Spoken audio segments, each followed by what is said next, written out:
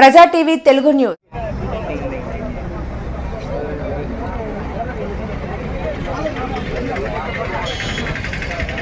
స్వాగతం, సుస్వాగతం. సారు అంబేద్కర్ చిత్రపటానికి పుష్పాంజలి ఘటిస్తున్నారు. అట్లాగే ఎస్ఐ గారు కూడా ఇక్కడికి విచ్చేయాల్సింది కోరుతున్నాం. లాయర్ సుధాకర్ రెడ్డి గారిని కూడా ఆహ్వానిస్తూ ఉన్నాం. సుధాకర్ రెడ్డి గారిని, కిషోర్ గారిని, సిఐ గారిని ఆహ్వానించారు.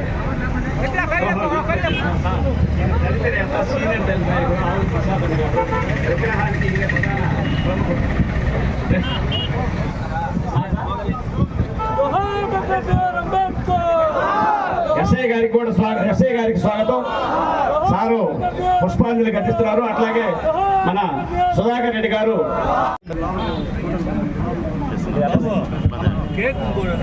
जोहार बी.आर. अंबेडकर, जोहार बी.आर. अंबेडकर, जोहार बी.आर. अंबेडकर, जोहार.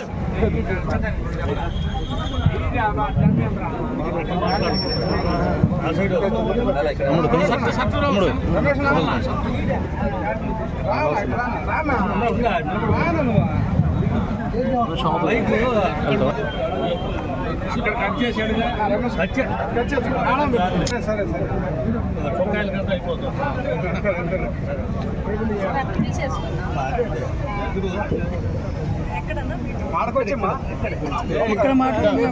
రోజు లేదా వర్ధంతి రోజు గుర్తు తెచ్చుకునే వ్యక్తి కాదు ఆయన. ఎస్సీ ఎస్టీ మైనారిటీ బడుగు బలహీన వర్గాలన్నిటికీ కూడా మనసులో నిలిచిన నాయకుడు డాక్టర్ బిఆర్ అంబేద్కర్ గారు. ఎన్నో దేశ విదేశాలు తిరిగి మనకు అనుకూలంగా రాజ్యాంగాన్ని రచించి ఈరోజు అందరూ ఆ రాజ్యాంగాన్ని ఫాలో అయ్యేలా చేసిన నాయకుడు మన డాక్టర్ బిఆర్ అంబేద్కర్ గారు. ఆయన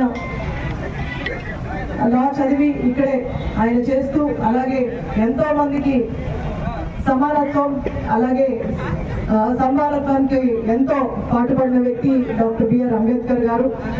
ఇలాంటి మహోన్నత వ్యక్తి ఉన్నందుకే ఈరోజు ఎంతో మంది నాలాంటి ఎస్సీ ఎస్టీ మహిళలు కూడా ముందుకొచ్చి ఎంతో ఉన్నత చదువుకుంటున్నారంటే దానికి కారణం ఆయన ఆ రోజు పెట్టిన రిజర్వేషన్లు.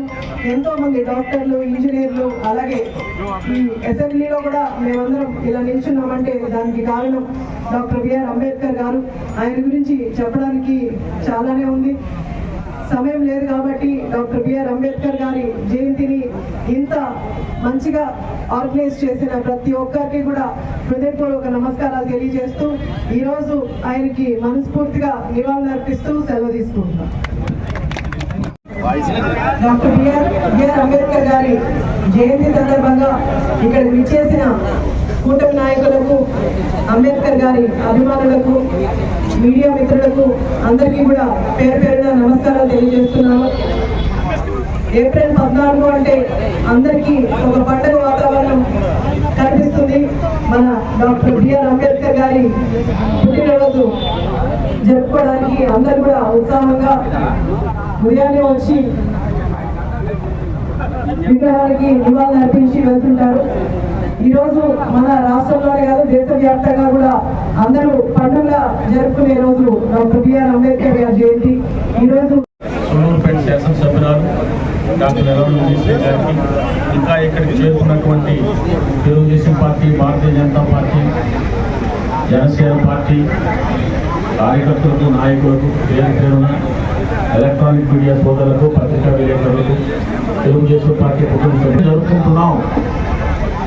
మరి 134వ జయంతి జరుపుకుంటున్నాం అంటే ఆయన మీద ఈ యొక్క భారతదేశ ప్రజలకి ఎంత ప్రేమ ఉంది, ఎంత అభిమానం ఉందని అర్థమవుతుంది.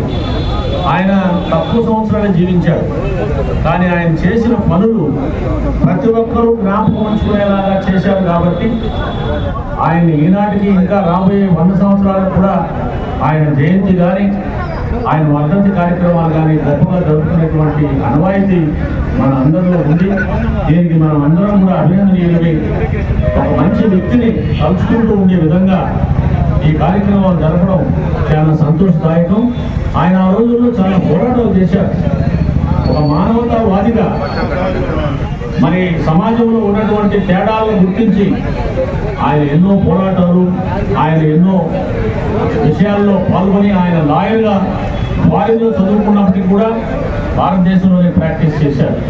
తర్వాత మన అప్పటి ప్రధానమంత్రి, అప్పుడున్నటువంటి మన దేశ నాయకులందరూ ఆయన ప్రతిభను గుర్తించి భారతదేశ రాజ్యాంగాన్ని రచించేదానికి ఆయన అధ్యక్షుడిగా పెట్టి ఆయన కమిటీని వేసి ఆయన ద్వారా మన భారత